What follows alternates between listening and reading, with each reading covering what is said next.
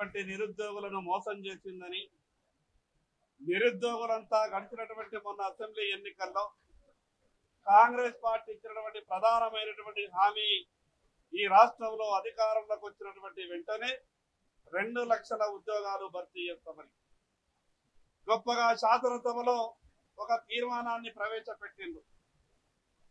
ఉద్యోగాల తెలంగాణ ఉద్యోగ క్యాలెండర్ 2024-25 మేము అనుకున్నాం ఉద్యోగాల క్యాలెండర్ పెట్టింది కదా, ఏ ఉద్యోగాలు ఇస్తున్నారో స్పష్టంగా దాంట్లో చెప్తారు అని అనుకున్నాం. కానీ మా చేతిలో పెట్టినటువంటి క్యాలెండర్లో ఏమున్నదనంటే ఉద్యోగాల సంఖ్య లేదు.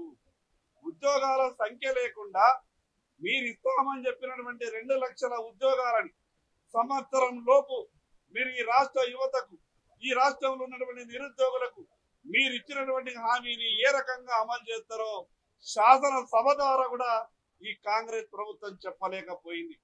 ఈ రోజు జరుగుతున్నటువంటి చర్చను ఈ రాష్ట్రంలో ఉన్నటువంటి లక్షల ఉద్యోగులు లైవ్ ను చూసిండ్రు. ఎక్కడ ముఖ్యమంత్రి గారు, ఎక్కడ ఈ ప్రభుత్వం స్పష్టంగా ఏ ఉద్యోగాలు ఎన్ని వేలిస్తారో మొత్తం సంఖ్యతో కలిసి కూడా 2 లక్షల ఉద్యోగాలు వస్తాయని ఆశతో ఎదురు చూస్తే ఈ రాష్ట్రంలో ఉన్నటువంటి నిరుద్యోగులందరినీ మరొక్కసారి కాంగ్రెస్ ప్రభుత్వం ఈరోజు శాసనసభను వేదికగా చేసుకొని మోసం చేసింది.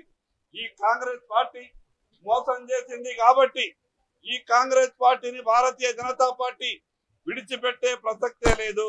మీరేదైతే 2 లక్షల ఉద్యోగాలు సంవత్సరం లోపు భర్తీ చేస్తామని చెప్పిండ్రో తప్పకుండా 2024-25లో మీరు ఇచ్చినటువంటి ఉద్యోగ క్యాలెండర్ ఈ రకంగా ఇస్తే సరిపోదు. ఏ ఉద్యోగాలకు ఎన్ని వేలు ఇస్తున్నారో స్పష్టంగా మీరు చెప్పాల్సిన అవసరం ఉంది.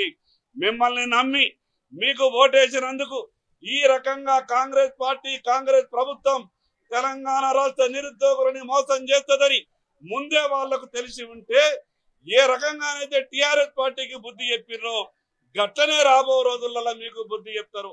శాసనసభలో ప్రభుత్వం వ్యవహరించినటువంటి తీరు చూస్తే 8 మంది శాసనసభ్యులు ఉన్నటువంటి భారతీయ జనతా పార్టీకి ఇచ్చేటటువంటి సమయం ఒక తీరు, ఇంకొక పాక 7 మంది శాసనసభ్యులు ఉన్నటువంటి ఎంఐఎం పార్టీకి ఇచ్చేటటువంటి సమయం 3 గంటలు, 4 గంటలు.